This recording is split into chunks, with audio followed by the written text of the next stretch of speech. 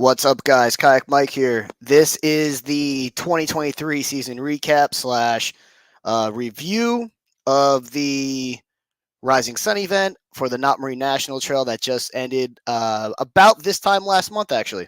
Normally, I do the recap the following Wednesday. Ironically, I've been busier with scheduling and doing 2024 details. I just haven't had really a free day to do it quite yet until this week. So, real quick, I'm going to go over what this event was. Let me go to here. So, this event was from Markland Dam. That was our lower boundary. The upper boundary was Meldal. You were allowed within 2 nautical miles away from the main channel if you wanted to fish up Back Creek. Those were the borders for this event. In Capolates, Cincinnati, we were alongside the Rising Sun boat tournament. They had about 184 boats on their 2-day event, and we were in the second day. Giant shout out to Stephen Hannon for letting me have our awards there. That was really cool. I think that was very unique. I don't think a kayak / boat tournament has ever teamed up like that. We had, about 100 plus people there watching the award ceremony and stuff. So that was something pretty unique that I don't think has been done yet. And let's go over to here so everyone can see entries map. I'm not going to zoom in and give any spots away, but you can see I get a little dot. So I get questions all the time. How do I know people aren't cheating? I get little dots on this map where people are fishing. If I zoom in, I can see exactly where each picture was submitted from. So if somebody's watching this who wasn't part of the tournament, it's curious, like, how do you know all the fish were submitted legally? This is how I know. I will not zoom in any farther, though, because people pre-fish. Some people want to keep their spot secret. So that's about as far as we're going to go there. I'm going to recap it real quick. John Ratliff won. Great story there. We'll get with him later. Hopefully he can talk about his season. He's been on a struggle bus, but he's been grinding it. Like, he's one of the biggest grinders we've had all season. I'm really happy that he got a W under his belt. Jeremiah Chismadia, I think I finally pronounced it right, came in second by a 1/4 inch, and Brandon Hunter tied for second by a 1/4 inch. However, he lost the tiebreaker due to his big fish being smaller. And then Aussie Dangerous, I believe, might have taken second or first if he didn't have a fish disqualified. Don't quote me, but I did have to disqualify one of his fish, but he did end up with big fish. So that's kind of Aussie Dangerous's MO. He always gets a big fish disqualified at these events, which is kind of funny. He would have been big fish winner last year at Sandusky. But enough of me talking about the event. Let's bring in the anglers here. So we might come back to this. Let me remove this. First, I'm going to bring up to the stage. I'm going to bring everyone in at once. We'll ask some questions. Adam Flegel is our sponsor next year. He is sponsoring the trophies and awards at every single event. This year, when we get to Ryan, you'll see Ryan. If you can, I can see you in the backstage. If you could bring up the overall points champion, Adam's going to be presenting us with awards at every single in-person event, first, second, third, and Big Fish, I believe. He can also correct me if I'm wrong. And it's in honor of Flegel Electric and Plumbing. Did I get that correct? Correct. All right, sweet. All right, I got that right.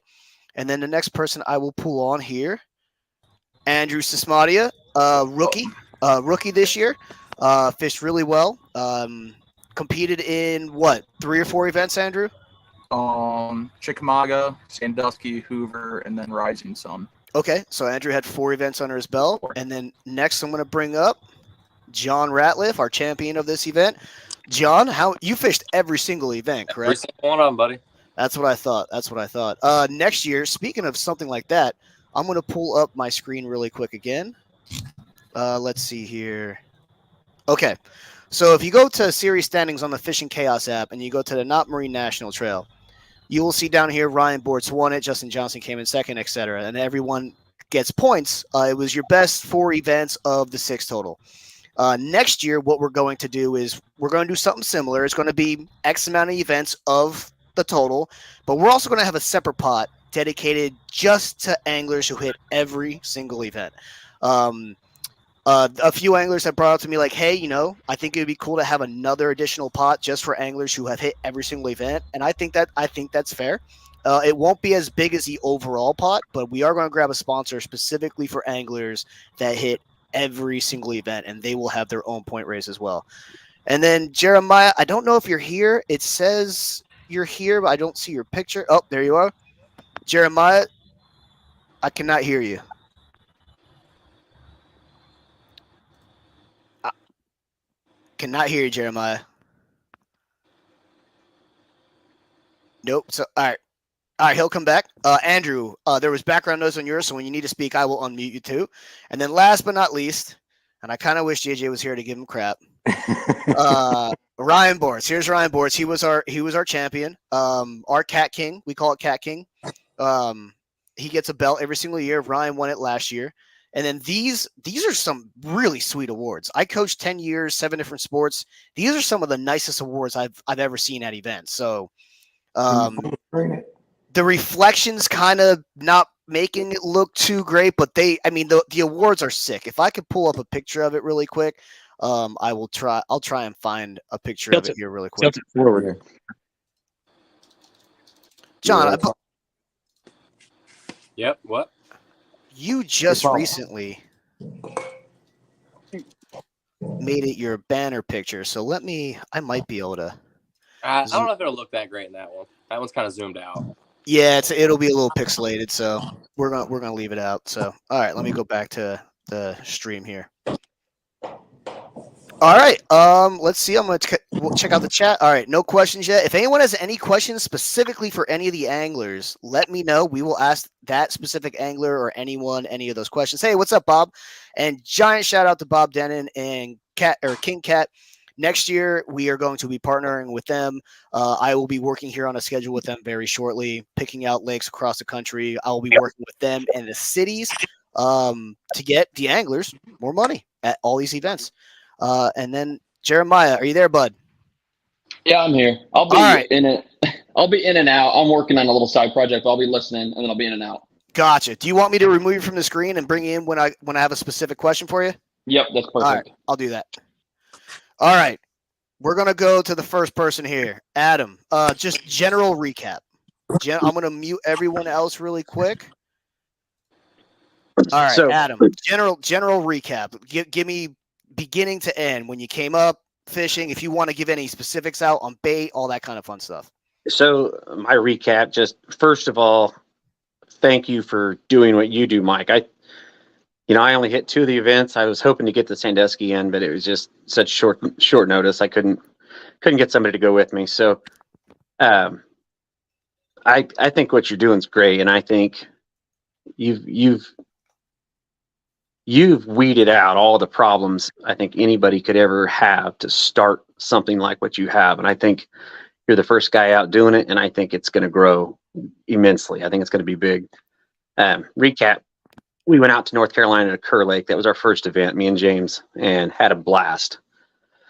Was hoping to do more pre-fishing than we did, but bait was tough out there, and I knew going into tournament day, if we didn't have really fresh, really good bait, that it wasn't going to matter. So I had several of my fish disqualified from that tournament for having the orientation backwards. So, all in all, it was a great time. Couldn't wait to do it again. Never fished the Ohio River. That was our second event. We did the Ohio River and again had a blast. I caught a pile of fish the day before pre-fishing and 1 fish the day of the tournament. But we had fun. Learned a lot. I can't wait to get next year kicked off. Yeah, I was really excited to see you and James come up to those events. That was really cool. When we see people traveling from that far, that was really cool. And for anyone wondering where Andrew Green is, he popped in for 2 seconds. He was actually about to go into a dinner. So he just wanted to He just wanted to come in, say hi, say thank you, and just say thank you to everyone else who's around. Let's move over to you, Andrew Chismadia. All right. I'm going to change the mute here. Andrew, go over your year, go over this last event, give us some details, bait, etc. How did your year go and all that stuff? You are going to be here solo in a second. Go ahead. Oh, you muted yourself, Andrew. Wait, you're frozen. Andrew, if you can hear me, you need to come back to the screen because you are currently frozen. I thought maybe it was me. All right, I'm gonna remove you from the screen. Once I see you moving around backstage, John, we're gonna move that question over to you, John. Give us you're gonna have one of the most interesting stories of all. So take a good 5 to 10 minutes. Let everyone know how your year went, dude. You have a crazy story. Yeah, it was a rough one. We'll start off with what did we start at? Nick and Jack first. Pre-fishing was horrible. Didn't catch no fish pre-fishing. Only pre-fished the one day. We came down 2 days, I think it was. We fished Sunday. Didn't catch no fish during the tournament, so I didn't even check in. Yeah, we ended up fishing. I just fished until I caught one fish, and then took the long drive back home, like it's 8-hour drive back home, just with one fish over that. So that was rough. Going to Chickamauga, fished hard. It was great. Caught a lot of fish pre-fishing. I think I ended up in 4th place on tournament day. I'm pretty sure. But of course we didn't make it back to the ramp time. Motor was dying. Waves was rough. So I got disqualified from that one. I'm kind of glad you're saying this, so people know that I have a friend group. Ryan, Chris, you. Just recently we've been having those tournaments at Hoover. I've been having to DQ some newer guys fish, for different things. So like I'm glad these things are coming out. Adam had some fish DQ, James had fish DQ. I'm glad you're saying this so people know, like, hey, mistakes happen. Like, and like I blew Sandusky last year. Yeah, there's no partialism being played here whatsoever. You just get in a rush and you just blow stuff. I don't know. It just happens. Everybody's human. Yeah. All right, back to you going solo. Yeah. So where we leave off, Chickamauga, we got disqualified for not showing up at the ramp. Then what was it? Hoover. We fished. I didn't bother pre-fishing. This is like only 50 minutes away from the house, I think I ended up getting 5th or something like that. Maybe even lower than that, to be honest with you. It was quite down there. But there was only a few anglers on that one. I think like 12 anglers or something. So that one didn't really help me in points. So I was really hoping on Sandusky to bank out for me, because I know that so well. Pre-fished the King Cat tournament, pre-fished it for the kayak tournament. So I fished the King Cat tournament. Did great. I think we ended up in 5th in that. Caught a bunch of big fish. Go back on Sunday. As soon as I dropped my lines in the water, all 3 of my rods folded. I'm like, all right, yeah, we're going to be on fish all day. All big fish. I was like, here we go. This one's mine. Again. And no. I was way at the bottom of the list for that one. I think I fucking 27th, I think, for that one. It was it really hurt that, man. Yeah. That one was rough. I'm seeing 78 points, so that was 23rd. Yeah. So 23rd. I was, like I said, I was way down there. I couldn't get a big fish all day. I think my big fish was like 28 inches. Could not get a big fish. Caught plenty of fish. Just no big females. It was all little males. I think that spawn really screwed it up. But, I mean, everybody else seemed to catch big fish, so, I mean, I can't say that. What I noticed about Sandusky, it was more about being outside of the bridges. That's just and that's not me looking at the GPS. That's just because I fished in the tournament, the boat tournament. Yep. The people who did well in the boat tournament, we were all outside of the bridges. Well, I caught all mine in the King Cat inside the bridges. Oh, did you? Yeah. So I was like, wow. This is gonna be perfect. Those are still gonna be there. Nothing really changed, but they just was not there on tournament day. I don't know. Guess just wasn't meant to be. I feel you. Andrew, I hate to do this to you, buddy, but I got to remove you because you keep freezing. I don't know if it's your service or what, but I got to remove you. You froze again. Ryan, did you raise your hand? Oh, you didn't raise your hand? Okay. John. All right, keep going. Sandusky. All right, so now we're at what? Kerr Lake. Had a blast there. Caught a lot of fish, a lot of good fish. I lost quite a few big fish. I don't know what I placed there, like 8th or something, I think. 7th or 8th. Just couldn't get no real big fish. Obviously, everybody was catching 40-inch fish. When you catch 3 over 40 inches, 30 inches ain't going to catch it. So, going on to the Hot River, didn't even bother pre-fishing. It was just kind of just whatever about the year, Already had bait, so just came down and just fished. And I think I only caught 9, maybe 10 fish all day. It wasn't, fast paced or nothing. And I think you caught the most fish when I was just looking through for the mystery fish. I think you had the most fish on the day too. Really? Yep. So submitted. Yeah. Well, I mean, I submitted every single one, so that I caught. Yeah. But anyhow, it just kept. like I said, I was nowhere even at the top until probably 1, 2 o'clock. And I got to the 6th place, and I was like, all right, I only need maybe one or two more bites, and I'll be in there. And then I got one fish, and then my other rod went down, and I got them both in, took pictures of them, submitted them, and then here comes a barge. My motor's not working, so I'm freaking out trying to get my motor on, get back working, get out of this barge's way. And then by the time that happens, it's like 3:30. So I'm like, all right, well, it's time to go ahead and pack in. I'm that far away from the ramp. And I go to look down, and I'm in first place. I'm like, well, that was fast. That changed real quickly. So, yeah, that was cool. You know what's crazy, guys? I believe if I did the math correctly, if I remember from last month, 4 or 5 guys, if they caught one single 35-inch fish, not only would they have won the tournament, they would have won the Angler of the Year. That's how close Angler of the Year and this tournament was. One single 35-inch fish would have that's a difference in like $2,800 in some cases. That's some cases. So, and speaking of that, actually that happened to this guy right here, Jeremiah. He was we did Jeremiah. We did the math afterwards. You were a 1/4 inch difference away from, because you tied John for big fish, but you would have had him in second big fish, and that's the second tiebreaker. You were actually a 1/4 inch away from another $1,000. So tell us how your year went, and tell us how the tournament went. Oh yeah. So I guess I'll start with the tournament first, so I don't forget what happened because it's still not real fresh. But yeah, we came down Thursday, did a little pre-fishing. I had to take a trip up to Indianapolis for work on Friday, so got in there on the river Friday morning, and then put a couple hours in, found a few fish, but nothing real big. Then went up, did my work, and came back down.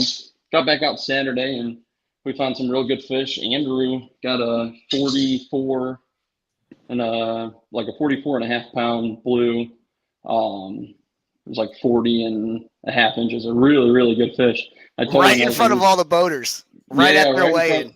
Yeah, they were coming in to check in, and as soon as they were like all pulling up, he's reeling this thing in, and everybody's like, "Is it good? Is it good fish?" And I was like, "I don't know, man. It looks pretty good." And then it came up, and I was like, "Oh!" And they had like 6 guys watching him pull this in, so that was pretty cool. I was like, "Man, you got that fish on the wrong day, though. You really needed that on Sunday." But I guess my tactic on Sunday, I got no shame in it. I was right where they were dumping those fish. I was like, there has to be a couple that are hungry. So I ran that whole shelf all day, and held first for a long time. John kicked me out. I was sure it wasn't going to hold for very long, but I mean, we got to 1, 2 o'clock, and I was like, this is not going to happen. I was like, what the heck?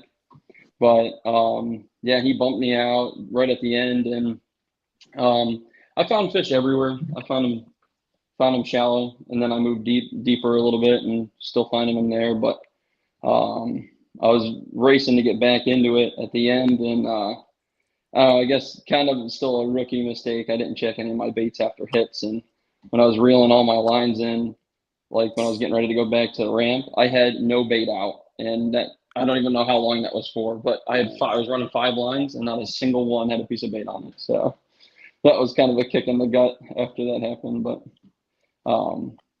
yeah, the year itself was awesome.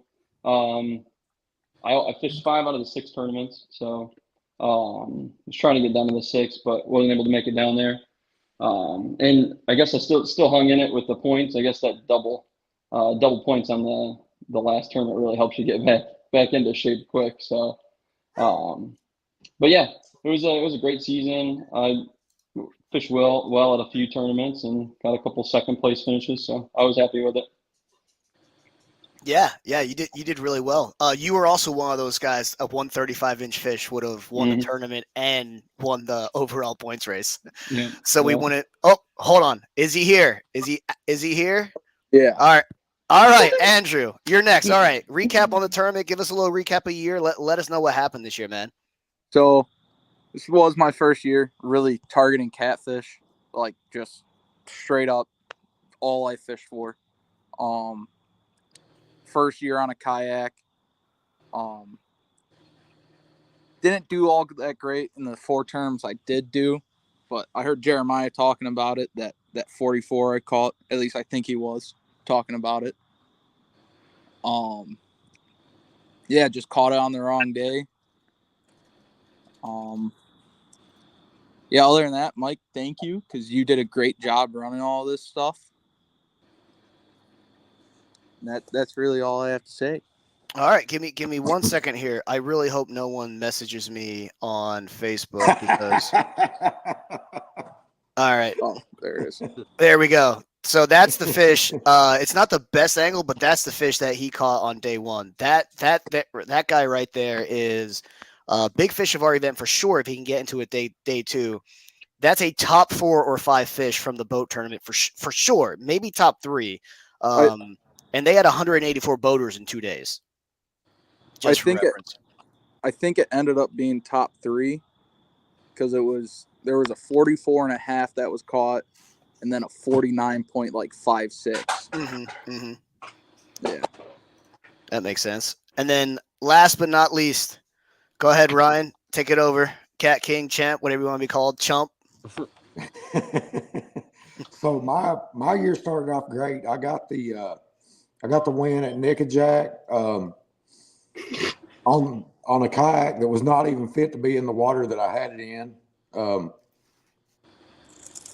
That I was warned about before I tried it. I will say that. Got the win on that. I mean, I actually feel like I deserved that win. I'm not being braggy or cocky, but I went down there and worked for a week catching bait. To have no motor. Yeah. Tournament day, get out there. I've got my spots lined up. I know where I'm going, know what I'm doing. Got a spot downriver 100 yards from the ramp. I know I can go there and get 3 fish really quick. And I did. I had the 3 fish, and I had 2 in the boat in the first 3 minutes of the tournament. Go to move to my next spot after I got my 3rd fish, which was a mile upriver in some really fast currents. So it was a journey up there. My motor won't work. So I end up getting batteries from Chris, put those in. They won't fix it. So I just hard anchor, sit there on that spot the rest of the day, and I work the crap out of that channel edge. I could literally see the boat ramp from where I was at. Got lucky and scored some big fish after I got the small fish out of the hole. I mean, I worked that ledge and that hole hard. I hadn't worked it that hard during the tournament. So I'd pull up there, catch 3 or 4 fish with 1 or 2 rods in the water, and then I would leave it alone. And I went back a day and a half later, checked it, fish still there. Went back day before the tournament, fish still there. Knew that spot was there. I did not know the big fish were there. They came at the end, and it was kind of a complete surprise. I had marked them. I just didn't think they were catfish because I hadn't caught them. Then we go to Chickamauga. I'm in another new kayak. I came straight home, took that winning money, and built another kayak. Chickamauga, I did okay. That's when I learned that the Frontier 12 is not a rough water overloaded kayak. If you've got the scupper plugs, you cannot overload that kayak. I mean, it's a workhorse, but in rough water with the scupper plugs in, nothing's going to perform well. I think I was 2nd or 3rd in that event. And actually, I got to pre-fish with Mike some there. He came out and pre-fished one of my spots with me and built his kayak, actually, the Take 2. In the parking lot with you. Yeah. Yeah, in the parking lot with you. And actually, you got a really nice fish out of that spot. It might have been my last video. I haven't put any videos out here personally. I need to put some out. But yeah, keep going. Yeah, you did take. I'm looking at it. You did take 2nd. Yeah, that day was the first time I've ever marked a fish on side scan while dragging, and saw it, knew it was a fish, knew it was a catfish, and then caught that fish. I mean, that was like the first experience I had. I've seen fish on there, but drag past them and they never bite. Actually, I sent you a picture of the fish before it hit. I was hollering at you to tell you, and you're like, "Oh, your rod's going down," and I'm like, "Oh, well, I guess that worked out." I do remember. Yeah. Yeah, I mean that was pretty cool. And then I went out, and actually me and Ratliff were right beside each other when the storm hit that day. and we were both at a mad scramble to get out of where we was. We were by a cliff wall that was protecting us from the wind, and we just happened upon each other there. Like neither one of us knew the other one was going there, nothing. We were protected by that cliff wall from the wind. It was coming from that direction. When the storms moved in, the wind completely did a 180. So now that cliff wall is just getting slammed. And I mean, that's probably some of the roughest stuff I've been in a kayak. I mean, it wasn't just rollers, it was breakers that were bouncing off that cliff wall. And I mean, it was insane. And we both scrambled to get out of there and get back up into a cove. And he kind of went one way and I went the other. I had to beach my kayak and drain it. It was almost sunk. Yeah. I mean, it was. I sent some of y'all pictures of it. It was literally almost sunk. How'd you do, or how did you have the same thing happen to you, John? Did you fill up with water? No, I didn't. I've never had this thing fill up with water at all. I was gonna No, say you're in smart an enough. old town. Old Yeah, towns, they they're drain old. really well. Yeah, he doesn't drill 7,000 holes in a kayak when he gets it brand new. Yeah, see, I haven't even drilled no holes in my kayak. Lesson I've learned this year, by the way. Yeah. But, I got out of there, and actually, John was right on my heels for. I think I was in third when that happened, and he was either right in front of me or I mean, we were right on each other all day. We could pretty much see each other. We were swapping back and forth. I mean, and a half inch here and a quarter inch there. One would pass the other. And I think Andrew Green ended up winning that tournament. Yeah, I'm pretty sure. And I actually have no idea where he was even fishing at that day. But after I got out of that mess, I went up and found a mussel bed and dragged it and caught a couple more decent fish.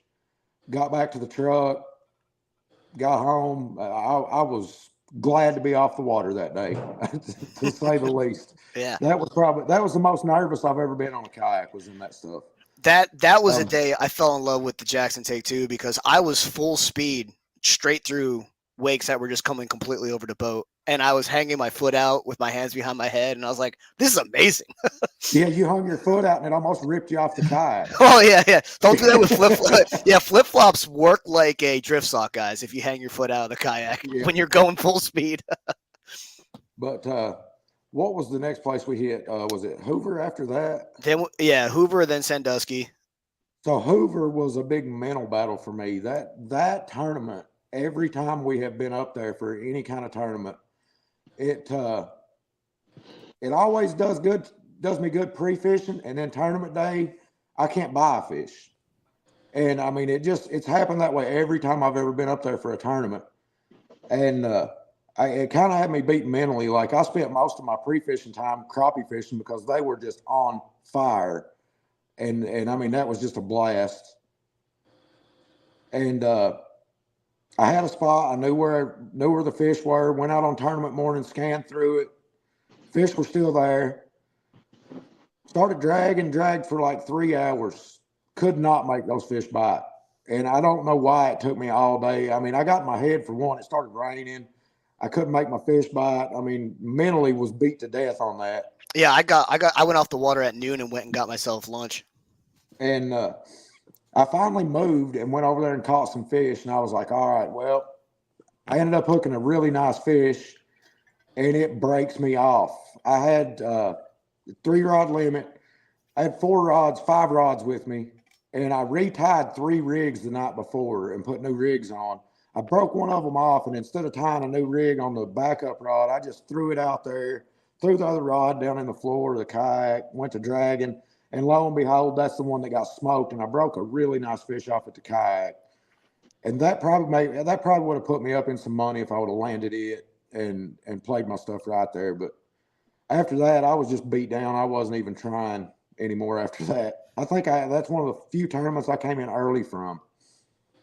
And my wife had actually sent me a message at like 1 o'clock, and she's like, get your head out of your butt, go do what you do and catch some fish. You know, I mean, she gave me a real stern talking to. And that's something I want to mention since you highlighted John's woman's comment there.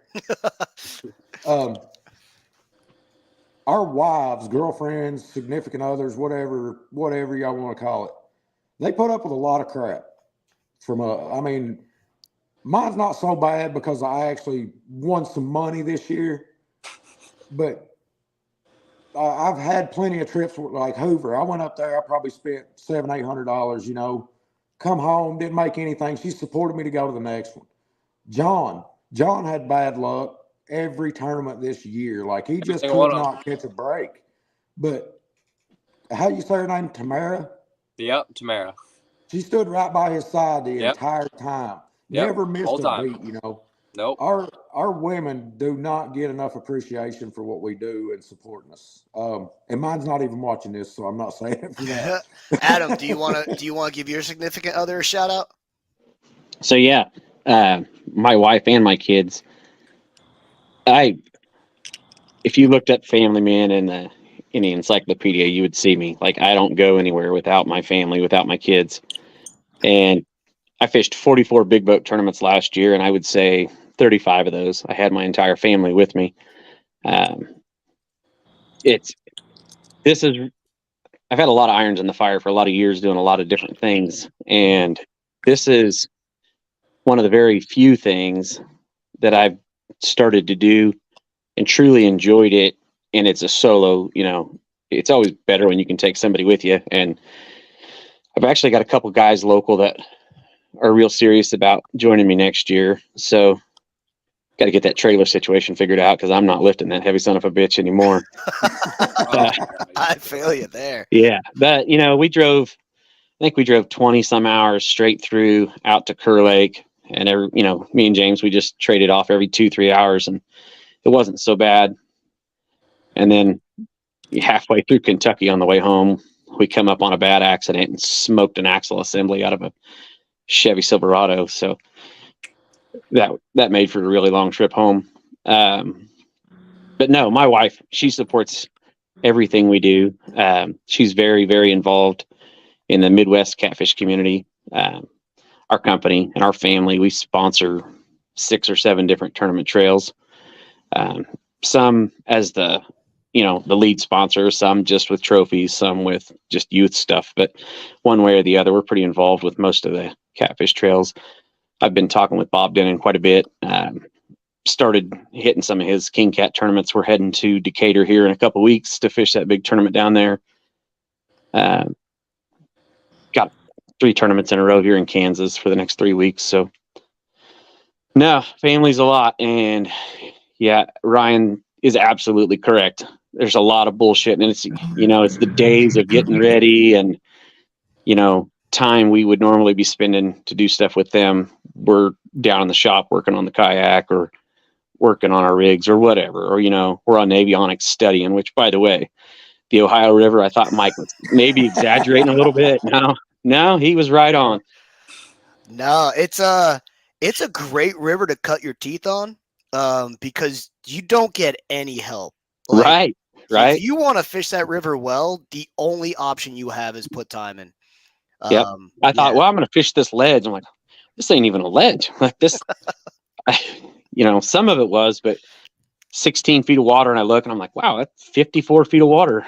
Yeah, we're not exactly shallow. Yeah. But yeah. No, I pre-fished Ohio there at Rising Sun, and I really thought we were just going to knock the hell out of them come tournament day, because I fished for 3 hours the day before, and I fished the same stretch of river that JJ was fishing, that James was fishing. I think John was fishing some of that, maybe. Basically from just where the boat ramp, where they weighed in, was out of sight, down to that river bend where that little back creek goes in, where most of us launched from. Same launch, I'm pretty sure. Yeah. Mm-hmm. Yeah. And I just ran that up and down a couple times pre-fishing the day before, and I think I had like 125 inches in 3 hours, and I couldn't keep 2 rods in the water. I didn't even put the rest of them in. I thought, man, this is game over. So, I don't know what changed come tournament day. Bait was a day older. That's really the only thing I can think of. But that area still produced, but it didn't produce like it did the day before. Yeah. I actually got frustrated on tournament day, so I knew there were a couple guys that were going to be working that stretch, and that's where I pre-fished on Saturday, just because it was local, and I filmed the weigh-ins for Rising Sun. I wanted to make sure I was close. I went upstream to like intentionally avoid people who were tournament fishing, because I knew that's where they were going. And I didn't get a sniff from 8 a.m. until about noon. And I was like, this stinks. I know where fish are 20 minutes away, and I couldn't go fish it. It was so frustrating. I pulled boards the same line on tournament day that I did pre-fishing the day before. Pre-fishing the day before, I never got a single snag. I fished the exact same rigs, the exact same leader length, size of bait. Nothing had changed. I broke off. I can't even tell you how many times come tournament day. When you're pulling boards, it's just like, I've learned to just let the $25 board go. Don't even waste 15 minutes. Just let it go. And I got so pissed. I couldn't keep my lines in the water. And I came up, and Mike was fishing right in the middle of the river. And he's like, man, if you want to fish this, I'm just fun. I'm like, nope, all I'm doing is scanning. I don't know why I'm breaking off. I'm finding a line where there's nothing. And it was just, I'd get all my boards set. I'd get everything the way I wanted it. And I'd get hung up it's just the way it is. Andrew, do you have a significant other to thank No. yet? Nope. No. Jeremiah, if you can hear me, Jeremiah, I will. There you are. All right. This guy figured out how to cause the biggest controversy on our page. Apparently, he made a joke about getting married, and I had to go to Band City on our our group because of some of the comments that were there. But go ahead, thank your significant other. Oh yeah, she's the best. She never questions when I'm like, hey, I'm gonna go fish. She's always really supportive, and it's just awesome. So hey, thank you, Facebook user. That's great. That's great. But yeah, she's awesome. She's great. Ryan, let's pick your story back up we'll skip Sandusky because we all know what happened there. Let's pick it up back. Let's pick it back up in Rising Sun. All right. First of all, tip on the planer boards. I used the green clips and had to chase boards down after I broke off. For a long time, I hated these. That's a game changer when you're dragging a place where you're snagging a lot. What was it? It was actually Kerr, wasn't it, Mike? Where I brought a new set of boards and didn't bring any clips with me, and I had to use these. Yeah. That's on every set of boards I own now. The clip, having to unsnap it like that, I do feel like that's going to cause you to lose a fish here and there. But if you're chasing boards, your bait's not in the water, so you're not going to hook the fish to have to worry about it coming unhooked in the first place. Yep. What I started doing. I don't know how you feel about it, but they changed my mind after I forced myself to use them. Same. So what I started doing is I have them both on my kayak now. I change if I'm fun fishing, I throw the green ones on because they're just easier to work with. If I'm serious fishing, I throw the red ones on. It is unfortunate, but they can stay on a snag. You can yank it as hard as you want. That board ain't popping, which is really nice. Normally when they break off, if you do break off, the board stays on the rod side. I don't know why that is. Usually the board will stay on the mainline side and you can reel it back in after you break off. Yeah. It almost always breaks between this and the board for some reason. Yep. Or the dragon weight. Yep. I don't know why that is, but that must just be the most worn out part of your line or something. I don't know, but that is a game changer if you don't mind giving it a try and making yourself learn to work them. Yep. I haven't lost a fish yet doing it. I do know people who have lost a fish solo fish, and even in boats, solo fishing, undoing those red clips is a nightmare. It's an absolute nightmare undoing them solo, but it's a trade-off. Lines in the water longer or constantly retrieving boards. So it's one of those trade-offs you have to make. All right. Back to your Rising Sun. Let us know how Rising Sun go. Were you sweating and stuff looking at the leaderboard because you knew one 35-inch fish was costing you AOI. Yeah. So I went into the tournament. I've fished there 100 times. Like that's one of the closest places for me to go to the Ohio River. And there's a little club, Whiskey City. Is it Whiskey City Catfish Club, Mike? I believe so. Yeah. They run a boat tournament out of there. So, we kind of all get together and fish some of their events up there. So I knew I could go where I went and catch numbers of fish. I didn't think I was going to go there and win the tournament, but I wasn't trying to. I was just trying to consistently catch my 3 fish and be up there.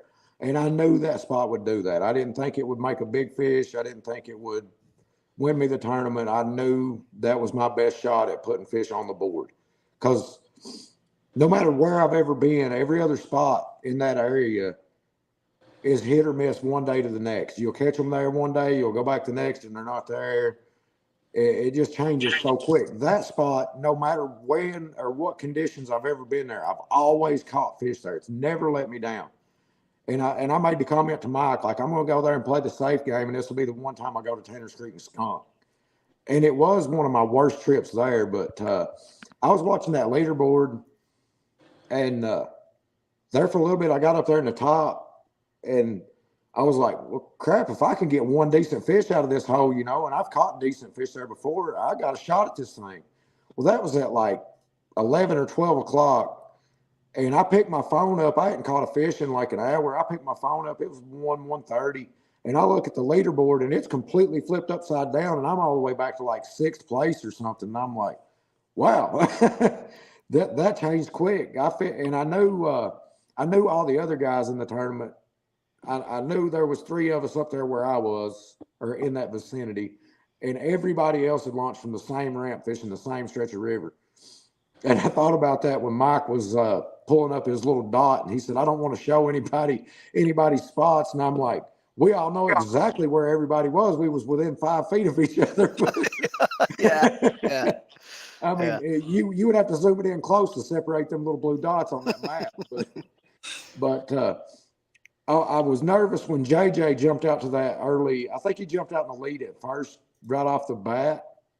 If I'm not bad wrong, I'm pretty sure he did. I think he did too, yeah. I think he was the first person to have a fish.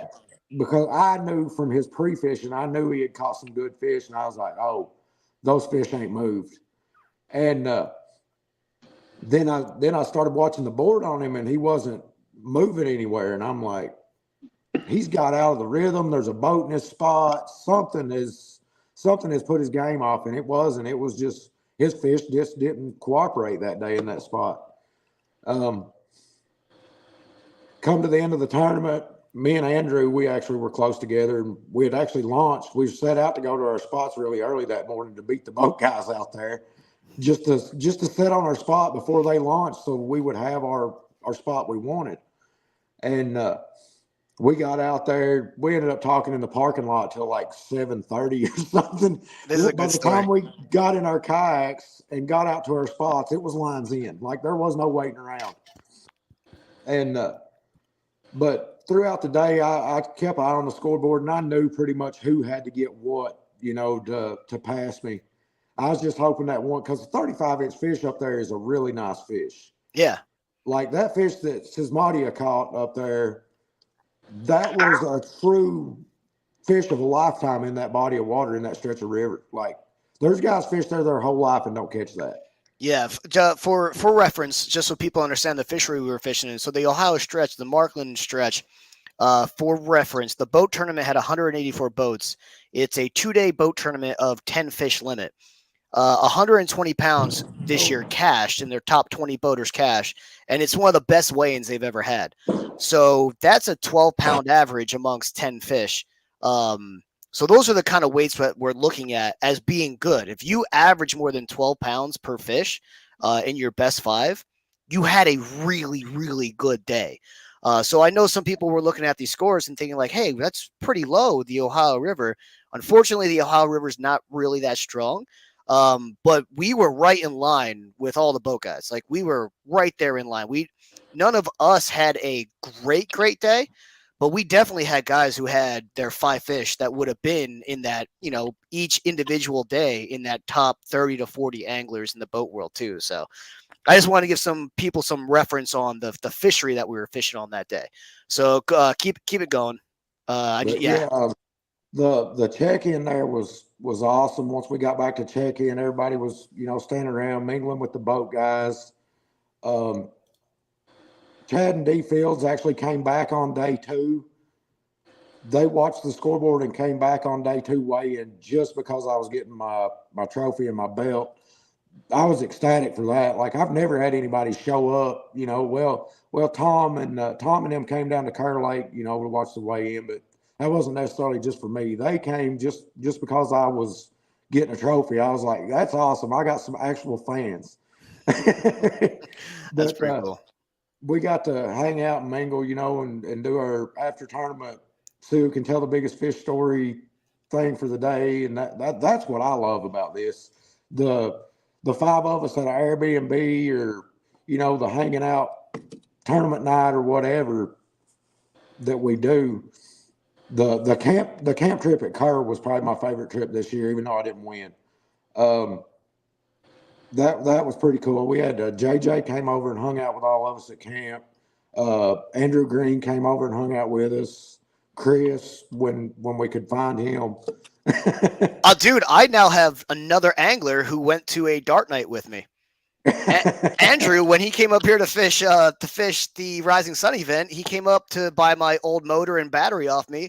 It was a Thursday night. He came over and he came and watched me shoot darts in Dart League. So I now have a few anglers from our scene from other states who have gone to dart night, which is kind of funny. But yeah, on that note, the camaraderie, I can't say that word. That the brotherhood that we have, I think is pretty rare and unique. Some people have said we might lose it as it grows and as it becomes quote unquote more competitive. I don't think it's going to get more competitive. I just think we might get more serious anglers who don't want to talk, and which is fine. No, I don't want anyone thinking they have to come into our scene and be jovial and hang out with everybody. If you want to take it as serious as you want, you take it as serious as you want. But if you are looking for that open atmosphere where anglers are looking to really help each other and get better, this is a great atmosphere to be a part of. It's my favorite part, because every time I go to a tournament, it's like hanging out with a bunch of friends. And even when we do have, I don't even want to use the word controversy, because I haven't had a single issue or controversy in 2.5, 3 years. It's always like they present their argument to me, and then I present my argument back, and close case, we move on. We're not yelling at each other anymore. There's no talking about each other behind each other's backs. So we're in a really good spot with that. And I'll get to you next, Adam. And if people are looking for an atmosphere like that, this is the place for you. Like, this is the place for you. All right, Adam, you are up. Okay, so I'd love to touch on the camaraderie part of tournament fishing. So when I was new to tournament fishing, I kind of felt like the odd guy out. You didn't really know anybody, and just, you earn your time, you put your time in, and you get to know these guys. And something I can say in our area anyways, the overwhelming majority of the guys in the Catfish Tournament Series, all of the series, they're our kind of people. They're good people. They would give you the shirt off their back. They see you broke down on the side of the road, they'll give you the last $10 they have if that's what you need. So I tell people, I used to hunt a lot. My favorite hunts ended with no deer getting killed. No, it was never about killing a deer. So some of my favorite or most memorable tournaments, the fishing was horrible, or I performed poorly. So the camaraderie, the 2 or 3 days early, the pre-fishing, the catching bait, the giving each other a hard time, listening to Ryan Bort's daddy come in and talk shit. It's great. It's great. So something else I was going to touch on Rising Sun. So lines in, I was a little late getting them in. Anyhow, so there was a bunch of big boats anchored up right on that bend. I guess there's some brush that I didn't mark on day one. And so I knew I had to pull my boards around them, and I got all snagged up, got them off, got my lines back in the water. I'm looking around my surroundings, make sure I wasn't in nobody's way, finally get my spread going. And I'm like, okay, finally I can relax and pull boards. And then I hear this guy go, which way are you going? I turn around and there's JJ, and I'm like pulling this huge spread right through where he's coming down. And I could see it on his face. He's like, oh shit, here we go. So he's like, no, I'm good. I'll just go over here. He kind of made a wide turn and I went the other way. And I could see the frustration, or, that's the way I took it. He was frustrated and I felt bad. I was like, man, I'm sorry. I didn't even see you. And the funny thing is he kind of went out of his way, and in getting out of his way, he come by James real close. And he, the first hour of the day, he was up on the leaderboard. As soon as he got around me, he hooks up with a nice fish right there in front of James. James like, son of a bitch. And then just down the bend, and I think his first 2 fish, he caught in that bend right there, one after the next. And had I not been there to kind of push him towards the bank and me out, he probably wouldn't have been there. I don't know how it would have worked out, but I just thought it was ironic. I looked at my phone 30 minutes later and I'm like, wow, well, that worked out okay for him. That's funny. So That's funny. but I think the camaraderie is great, and I'm hoping to get in on a lot more of that next year. I'm really looking forward to 2024. Me too. I will say this about JJ. If he would have been aggravated at you, you would have known it. He's not going to sugarcoat it or hide the way he feels. I promise you that. Yeah. If he don't say nothing, he's cool with it. Yeah. John Andrew, how was your experience this year with the other anglers? Great. I know, John, you've been awesome to me. I won a tournament off your back last year. You gave me bait. Yeah, great. I love it. I wouldn't change it any other way. Andrew, they've been accepting to you? Yeah, they have. I mean, a couple guys have given me some good advice. There's not really a lot of are we allowed to curse on this or no? No? Right? No. No F word. No F word. There's no assholes in the group. That's fine. Yeah. I beg to differ. Yeah. Yeah, I mean, I can't complain about anything. Yeah, I have no complaints. I thought the year went super smooth.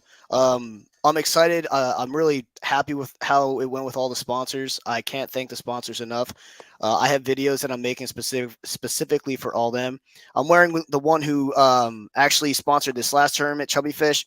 He is no longer in business, so he actually asked us to pass that sponsorship over to BCAT planer boards, great boards, regardless if you want to use big ones, little ones. I use the they call them the multi-species planer board. It's one of my favorite planer boards because it's compact and it fits in the kayak better. Normally, if you hear the word kayak before a unit or something for a kayak, they're just making an item smaller, and it doesn't necessarily mean it's better for kayak fishing. It's normally just like a tactic for marketing, which is fair. Like, business is business. But this is one of the few items that are actually smaller that I really love, because the biggest issue I have with planer boards, that arm somehow just gets in the way no matter where you put it. I've stepped on them and snapped them.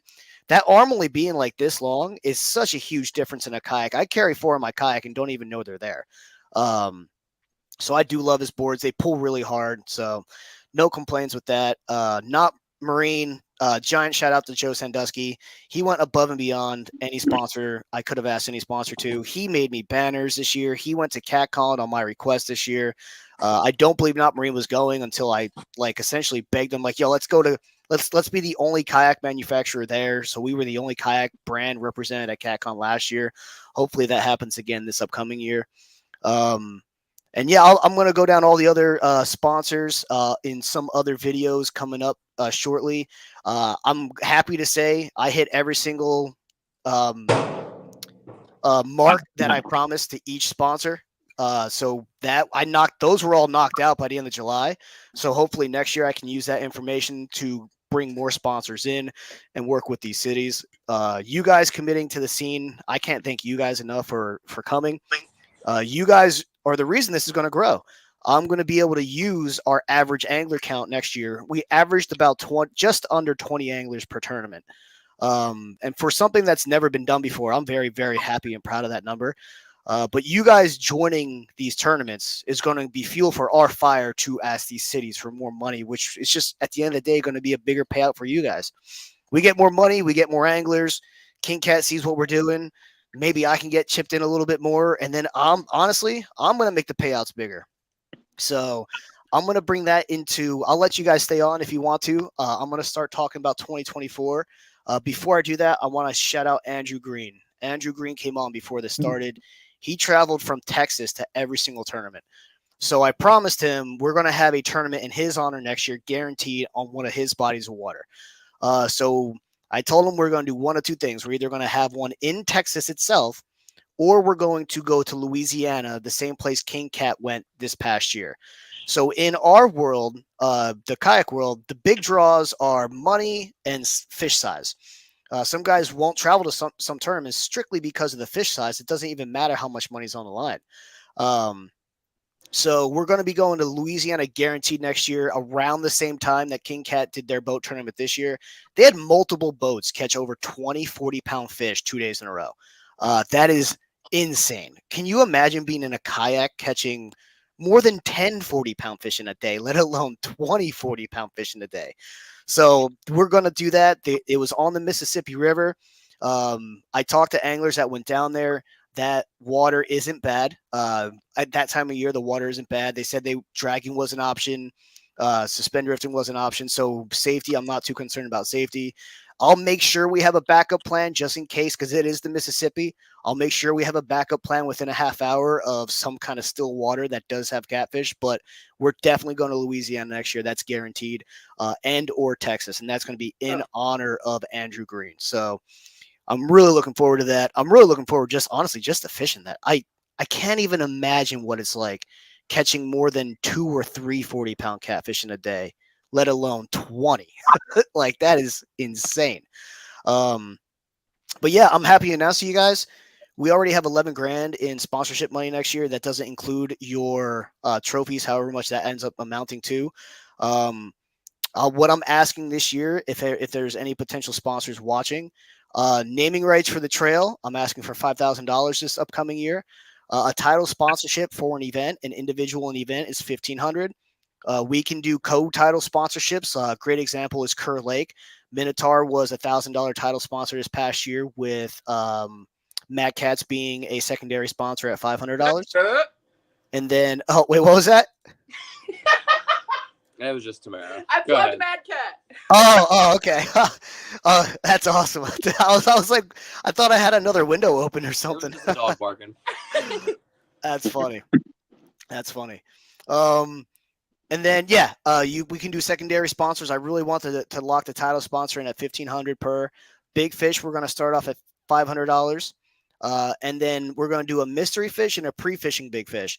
A mystery fish is going to be $150, same exact thing we did this year, $150 per event. You got to sign up for every event.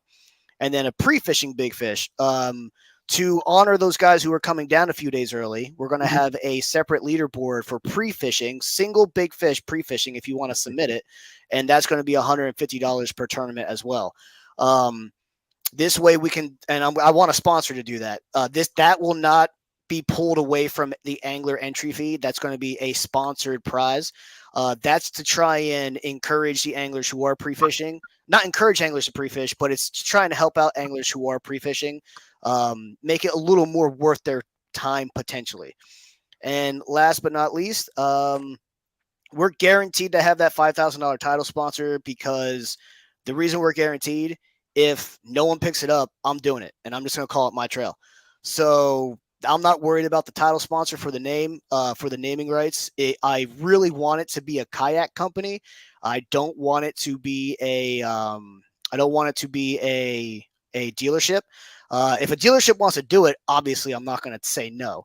But the only thing that kind of bums me out about it being a dealership, Knot Marine was great, loved them, but they're central to the Rising Sun. They're not in Tennessee, North Carolina, up in Sandusky. So I would much rather a kayak company such as NuCanoe or Jackson to be our sponsor next year, because they have multiple dealerships across the country. No matter where we go, I can go to a dealership in that general area and we could do promotional videos and all that kind of stuff. Whereas if a dealership is the national sponsor, it's hard to get, business from 5, 6, 7, 8, 10 hours away. And the goal with these sponsors is to make them money. At the end of the day, the sponsors give us money because we want, we gotta make them money. And if you come to our tournaments, if you went down the list of our sponsors and you look at all these kayaks that are competing, we are decked out in all their gear.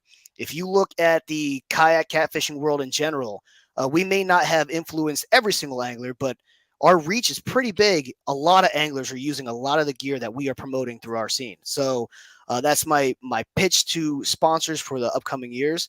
But yeah, I'm happy to say, we already have 11 grand locked in for next year. We have 2 grand from 3 different companies. And then our title sponsorship is guaranteed. I can't thank the sponsors from this past year enough. I guess the cat's out of the bag. I already said their names. The 2 kayak companies I'm looking for, NuCanoe or Jackson. Ball's in your court. I asked you both. You come back to me. If not, I'm going to just run it myself. So, yeah, I guess that's a little less leverage, but that's fine with me because this is happening regardless. And it's for the anglers. It's for no one else but the anglers. That puts us at an hour. I will get everyone out of here now. We'll do closing remarks, and we'll start off with Andrew. We'll start off with you. How about that? Anything you want to say, and then you hit end stream, and I'll move to the next angler. Okay. No, just really excited to fish again next year, and like you said, we're planning on Texas or Louisiana, and that will be fun.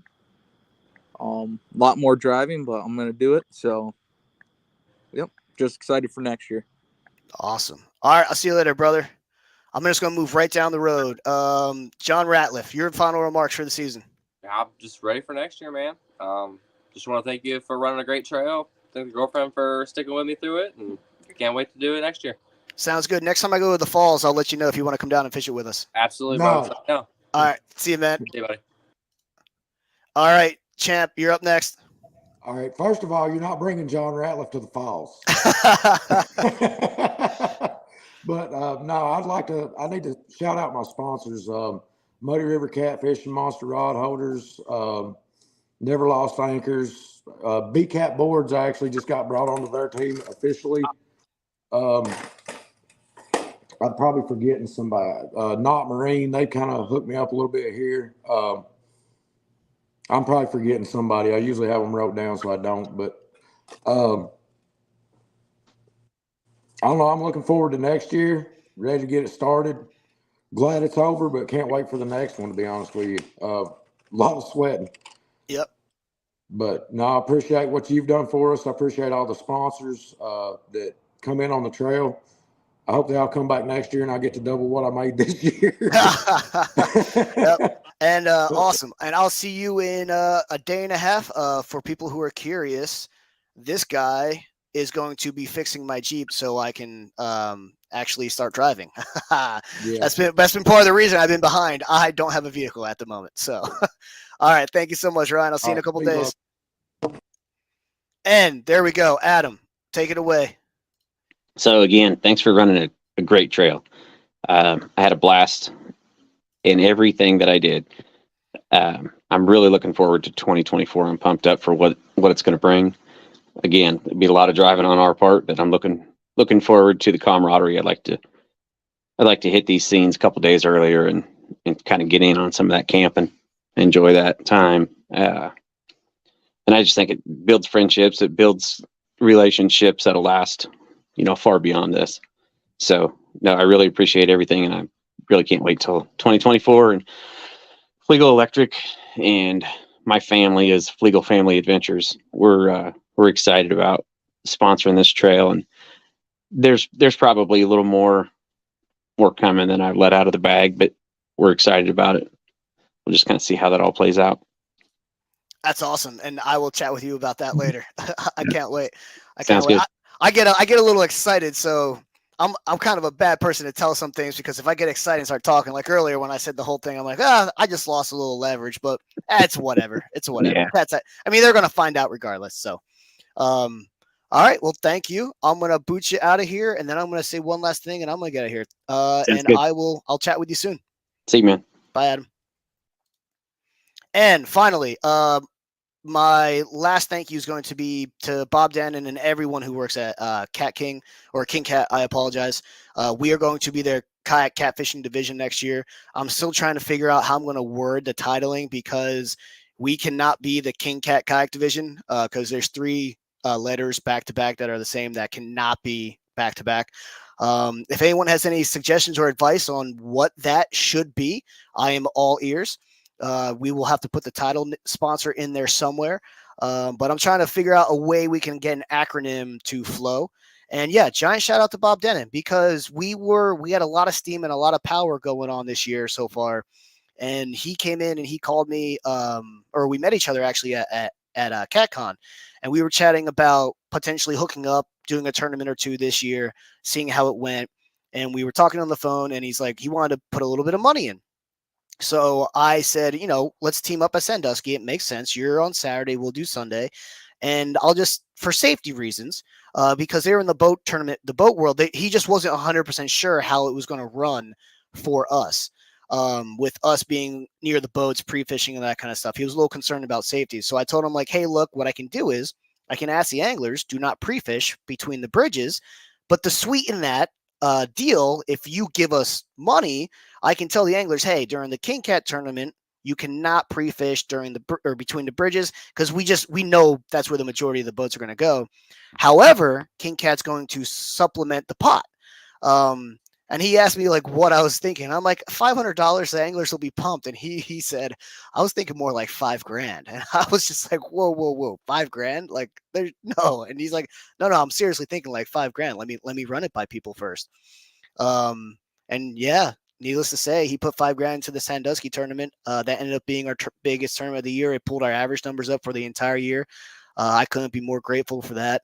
And hopefully we can start making that the standard at these events, and not the big one. Let's start making that the standard at these events. So giant shout out to Bob. Also, he's given me complete freedom to do whatever I want still. I know from the outside looking in on paper, me joining up with them, somebody might think like, oh, they're consuming us. He's complete freedom. He's like, I want you to run it exactly how you've been running it. I want you to do everything you've been doing. We're just going to be here to supplement you guys. So he's going to get me on a team working with the cities to get us anglers more money at each one of these cities. I'm going to be working directly with them. I'm going to try and help them with their filming and stuff, because I have some tips and tricks. So I'm really looking forward to being part of that family. I'm going to call that more of a family. And I'm welcoming them with open arms, and I hope they welcome me in with more open arms like they have. And Kayak Mike out of here.